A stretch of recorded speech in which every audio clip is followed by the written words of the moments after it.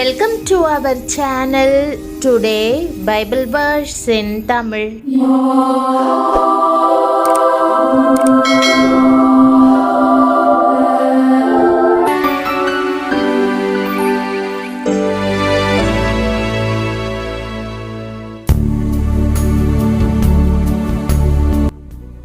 இன்றைய வசனம் சங்கீதம் 23:6. கிறிஸ்துவுக்குள் பிரியமானவர்களே, நம்முடைய ஆண்டவரும் இரட்சகருமான இயேசு கிறிஸ்துவின் வல்லமையுள்ள நாமத்தில் உங்களை வாழ்த்துகிறேன். தேவனுடைய நன்மையும் கிருபையும் எப்போதாவது அல்ல, தினமும் நம்மை பின்தொடர்கிறது. அவரது கிருபை நமக்கு வெற்றியை தருகிறது. என் ஜீவனுள்ள நாளெல்லாம் நன்மையும் கிருபையும் என்னை தொடரும். நான் கர்த்தருடைய வீட்டிலே நீடித்த நாட்களாய் நிலைத்திருப்பேன் என்ற வாக்குதத்த வசனத்தை இன்று நாம் தியானிப்போம். இன்னொரு மொழிபெயர்ப்பில், தேவனுடைய இரக்கம், மக்களின் இரக்கம், உங்கள் குடும்பத்தினரின் இரக்கம், உங்கள் பகைவரின் இரக்கமும் நன்மையும் கூட உங்களை தொடரும் என்று எழுதப்பட்டுள்ளது. சங்கீதங்களை வாசிக்கும் போது சங்கீதக்காரன் 2 வார்த்தைகளை திரும்ப திரும்ப சொல்கிறதை காணலாம். என் ஜீவனுள்ள நாளெல்லாம் நான் உயிரோடு இருக்கும் மட்டும் என்று பல இடங்களில் வாசிக்கிறோம்.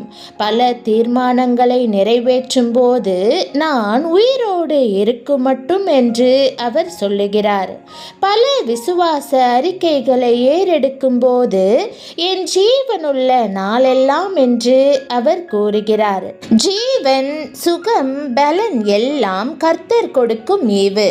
ஒவ்வொரு சுவாசமும் இதய துடிப்பும் கர்த்தருடைய கிருபை. ஜீவனும் உயிரும் நம்மிடம் இருக்கும் வரையில்தான் கர்த்தரை துதிக்க முடியும். கர்த்தருக்காக பெரிய காரியங்களை செய்ய முடியும். மரித்தவர்களும் மௌனத்தில் இறங்குகிற அனைவரும் கர்த்தரை துதியார்கள். ஆகவே நம் நாசியில் சுவாசம் இருக்கும் மட்டும் கர்த்தருக்காக ஏதாவது செய்தே ஆக வேண்டும். 3 தீர்மானங்கள் மேற்கொள்வோமாக. முதலாவது, ஜீவனுள்ள நாளெல்லாம் கர்த்தருடைய ஆலயத்தில் தங்கியிருப்பேன் என்று தீர்மானம் செய்வோமாக. தாவீது ராஜா சொல்லுகிறார், கர்த்தரிடத்தில் ஒன்றை நான் கேட்டேன், அதையே நாடுவேன். நான் கர்த்தருடைய மகிமையை பார்க்கும்படியாகவும் அவருடைய ஆலயத்தில் ஆராய்ச்சி செய்யும்படியாகவும் நான் என் ஜீவனுள்ள நாளெல்லாம் கர்த்தருடைய ஆலயத்தில் தங்கியிருப்பதையே நாடுவேன் என்று கூறுகிறார். கர்த்தருடைய ஆலயம் நாம் சந்திக்கும் இடமாகும். அங்கே நாம் தேவனை தொழுது கொண்டு ஆராதனை செய்கிறோம். அவர் நம்முடைய ஜெபத்தின் சத்தத்தை கேட்டு நம்முடைய தேவைகளை எல்லாம் அருளி செய்கிறார்.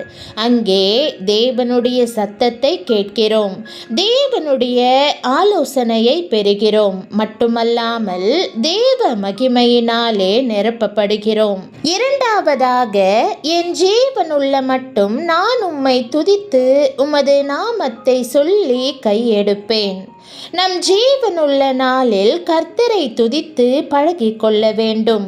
இங்கே நாம் அவரை துதித்தால்தான் அந்த துதிமயமான நித்திய தேசத்தில் கர்த்தரை என்றென்றும் துதிக்க முடியும்.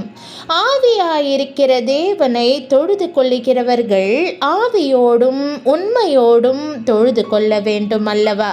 நான் உயிரோடு இருக்கும் அளவும் அவரை தொழுது கொள்ளுவேன். மூன்றாவதாக, உயிரோடு இருக்கும் மட்டும் கர்த்தரை பாடுங்கள்.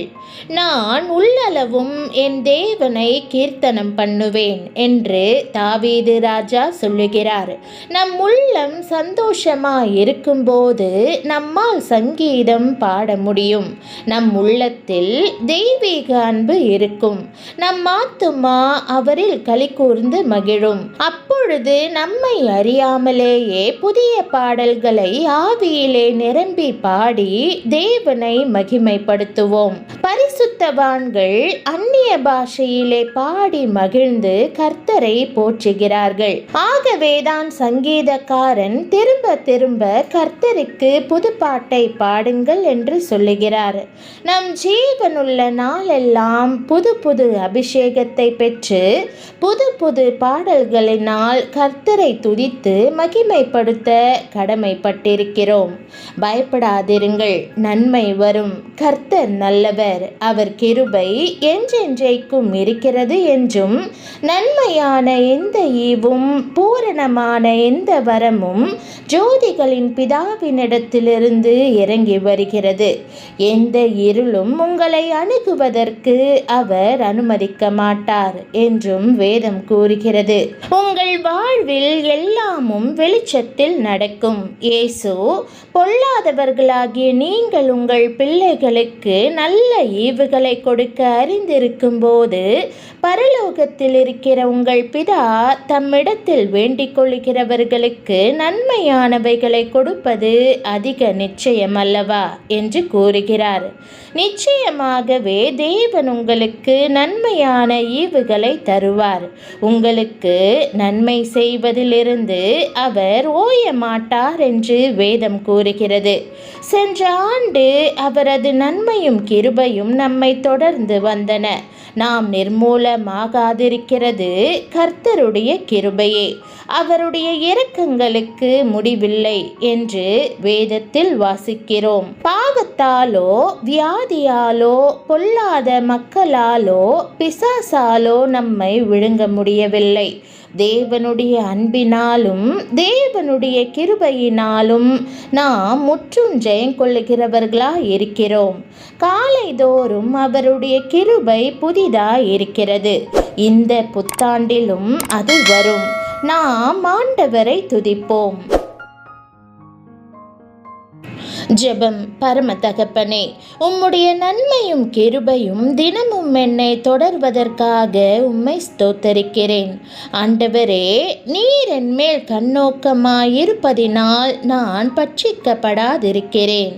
பாவம் வியாதி பொல்லாப்புக்கு என்னை விலக்கி காப்பதற்காக உமக்கு நன்றி செலுத்துகிறேன்.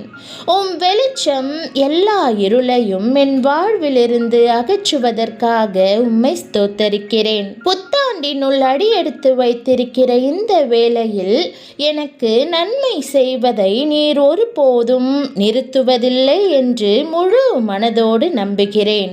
பரலோகத்தின் பூரண பலனாலும் ஈவுகளாலும் என் வாழ்க்கையை நிரப்பும். ஆண்டவரே, நான் உம்மை துதிக்கிறேன். எப்போதும் உம்மில் நம்பிக்கை வைத்திருக்கிறேன். உம்முடைய கிருபையால் என் நாசியில் சுவாசம் இருக்கும் மட்டும் என் ஜீவனுள்ள நாளெல்லாம் உம்மை ஸ்தோத்தரிக்கிறேன். ஆண்டவரே, ஜீவன் சுகம் பலன் எல்லாம் உமது ஈவு என்பதை அறிந்து மரித்தோர் போல மௌனமாகாமல் உமக்காக பெரிய காரியங்கள் செய்ய தீர்மானம் செய்கிறேன். உமது ஆலயத்தில் தங்கியிருந்து உம்முடைய மகிமையை பார்த்து உமது சத்தத்தை கேட்டு ஆலோசனை பெற்று தேவ மகிமையினால் நிரம்புவதற்காக உம்மை துதிக்கிறேன். என் ஜீவனுள்ள மட்டும் உம்மை துதித்து உமது நாமத்தை சொல்லி கையெடுப்பேன். ஆவியோடும் உண்மையோடும் தொழுது கொண்டு நித்திய தேசத்தில் துதிமயமாக உம்மை போற்றுவதற்கு பழகிக் கொள்கிறேன். உயிரோடு இருக்கும் மட்டும் உம்மை பாடுவேன். என் உள்ளம் சந்தோஷமாய் களி கூர்ந்து புது புது அபிஷேகத்தால் ஆவியிலே நிரம்பி புது பாடல்களால் உம்மை மகிமைப்படுத்துவேன். ஆண்டவரே, இந்த 3 தீர்மானங்களையும் என் வாழ்வில் நிறைவேற்ற உமது பூரண பலனாலும் ஈவுகளாலும் என்னை வழிநடத்தும். நான் உம்மை துதிக்கிறேன். எப்போதும் உம்மில் நம்பிக்கை வைத்திருக்கிறேன். இயேசுவின் நாமத்தில் ஜெபிக்கிறேன் நல்ல பிதாவே, ஆமேன். தேவனுடைய நாமம் மகிமைப்படுவதாக. ஆமேன்.